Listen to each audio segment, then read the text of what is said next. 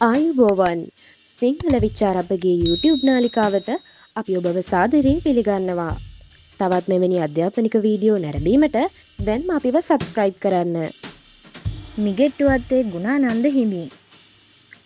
දකුණු පළාතේ බලපිටියේ මොහොට්ටිවත්ත නම් ග්‍රාමයේදී අසනේරිස් මැන්ලිස් නම් තැනැත්තාට දාව සීනිගම කළුදුර මිල්ලෝද සිල්වා මැතිනිය විසින් මිගෙට්ටුවත්තේ ශ්‍රී ගුණානන්ද හිමියන්ට මෙලොව එළිය දැකීමේ භාග්‍ය හිමි කර දුන්නේ මිගෙල් මැන්දිස් යන ගිහි නමිනි.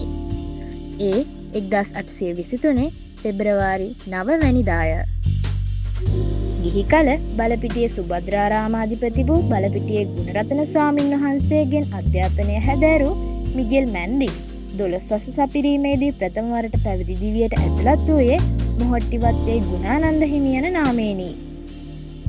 මේ හිමියන්ගේ නාමය බොහෝ තැන්වලදී මිගෙට්ටුවත්තේ ගුණානන්ද හිමි ලෙසද හඳුන්වනු දැකිය හැකි වේ.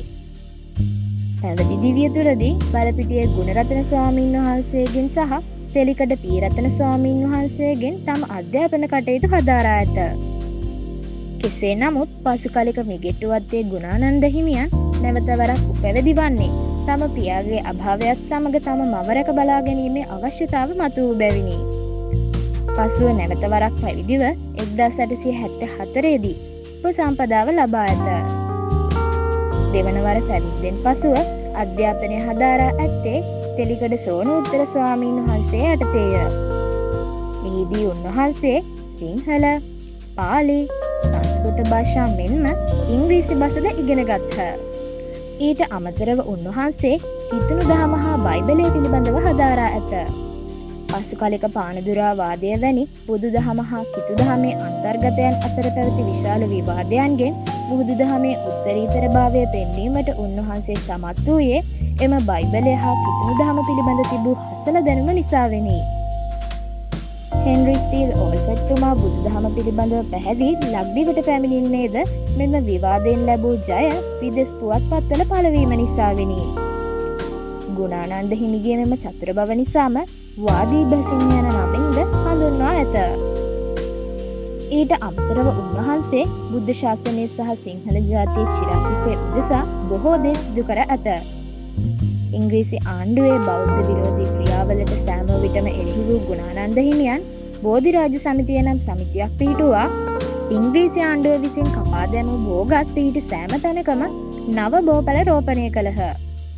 එසේ රෝපණය කළ බෝධීන් වහන්සේලා මහරගම, නුගේගොඩ, දෙහිවල, කොටහේන ආදී නගරවල අදටත් දැකිය හැකිය. එමෙන්ම ක්‍රිස්තියානි පූජකවරුන් ප්‍රචාරය කරන බුදුදහම පිළිබඳ අසත්‍ය මැඩලීමට රටපුරා ධර්මදේශනා පැවැත්වීමත් ක්‍රිස්තියානි ආගමිකයන් පතුරන වැරදි මත නිවැරදි කිරීම සඳහා දුරලබ්ධි විනෝදනීය, ක්‍රිස්තියානි වාද, විසාතනීය, සත්‍ය මාර්ගය, ත්‍රිවිරස ආදී පොත්පත්ද රචනා කළහ. ඊට අමතරව රටපුරා බෞද්ධ පාසල් ගණනාවක් විවෘත කිරීමට ඕල්කට්තුමන්ට සහාය වූයේද මිගෙට්ටුවත්තේ ගුණානන්ද හිමිපාණන්ය. එලෙස සිංහල ජාතියේත් බුද්ධ ශාසනයේත් උන්නතිය උදෙසා කැප වූ මිගෙට්ටුවත්තේ ගුණානන්ද හිමියන් 67 විය සපුරන 1890 වසරේ සැප්තැම්බර් 21 වන දින අපවත් වූයේ අප ජාතිය හා ආගම රැක ගැනීම කෙරෙහි චතුර බවින් අධිෂ්ඨානශීලී බවින් හා හසල දැනුමෙන් යුත් බුද්ධ පුත්‍රයන්ගේ අවශ්‍යතාවය මනාව මතු කරමිනි. ඉදිරිපත් කිරීම ආලෝකා සයුරංගී.